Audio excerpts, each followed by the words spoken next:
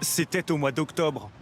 3 juges d'instruction perquisitionnent le très sérieux BEA, le bureau d'enquête et d'analyse.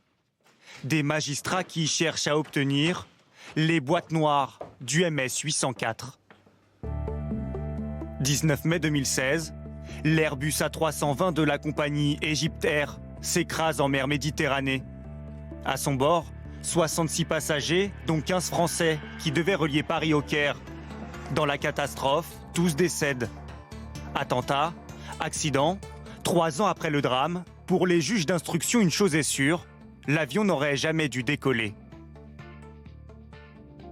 L'expertise a mis en évidence que cet appareil aurait dû faire l'objet de vérifications lors des 4 précédents vols et n'aurait pas dû quitter le Caire, après l'enchaînement de défauts récurrents mais non signalés par les équipages successifs. Depuis 4 vols, l'avion présentait de sérieux problèmes. La veille même de l'accident, une anomalie électrique, une autre sur une valve moteur sont constatées. L'alarme signalant la présence de fumée dans les toilettes s'est également déclenchée. Au total, une vingtaine d'alertes, quelques heures seulement avant l'embarquement.